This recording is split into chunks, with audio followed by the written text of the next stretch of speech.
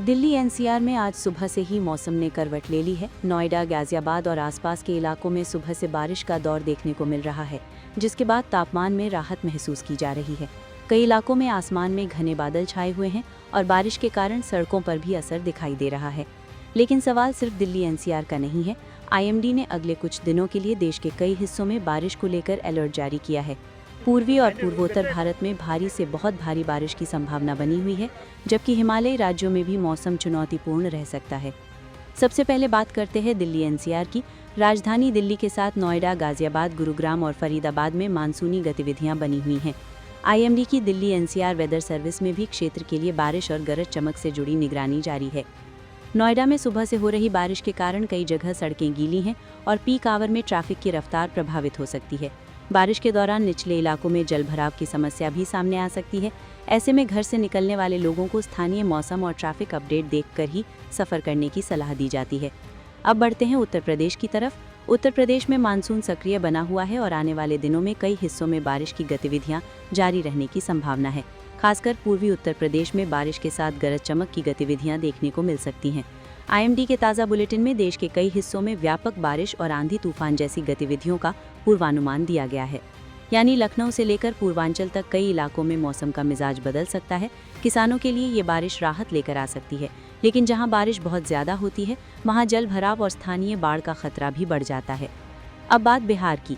बिहार में भी अगले कुछ दिनों के दौरान बारिश की गतिविधियां महत्वपूर्ण रहने वाली हैं। आईएमडी ने पूर्वी और पूर्वोत्तर भारत के लिए भारी से बहुत भारी बारिश की चेतावनी जारी की है और बिहार भी इस मौसम प्रणाली से प्रभावित क्षेत्रों में शामिल है। बिहार के कई जिलों में बारिश का असर खेती और जनजीवन दोनों पर पड़ सकता है। खासकर निचले इलाकों में रहने वाले लोगों को जलभराव और नदियों के जल स्तर पर नजर रखने की जरूरत है। अब रुख करते हैं हिमाचल प्रदेश और उत्तराखंड का। पहाड़ी राज्यों में बारिश हमेशा अपने साथ अतिरिक्त जोखिम लेकर आती है। भारी बारिश होने पर भूस्खलन, अचानक बाढ़, पहाड़ी नालों में तेज बहाव और सड़कें बंद होने जैसी स्थिति बन सकती है।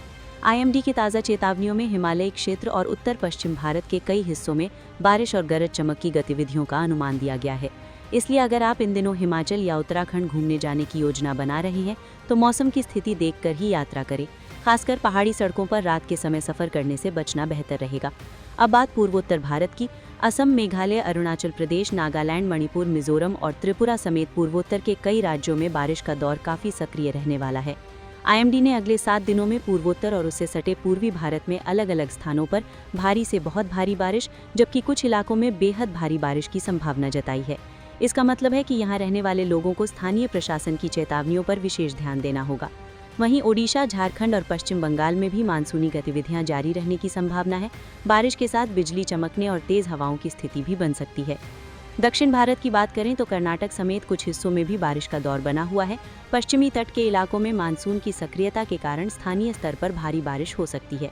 कुल मिलाकर देखें तो दिल्ली एनसीआर में सुबह से बारिश से लेकर यूपी, बिहार, हिमाचल, उत्तराखंड और पूर्वोत्तर तक मानसून ने अपनी रफ्तार बढ़ा दी है।